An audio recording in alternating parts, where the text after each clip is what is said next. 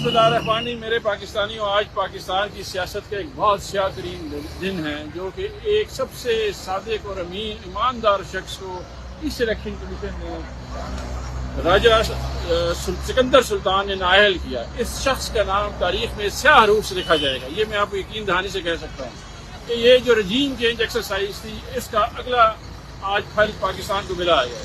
Regime change exercise کا کلیدی عنصر یہ ہوتا ہے کہ آپ ملک کو انتشار کی طرف دھکیلتے ہیں. آج پاکستان کے سب سے پاپولر، سب سے ایماندار لیڈر کو اس شخص نے اپنا دائرہ کار جو کہ غیر آئینی طور پہ استعمال کیا. اس نے الیکشن کمیشن یہ کیس ہی نہیں سن سکتا تھا.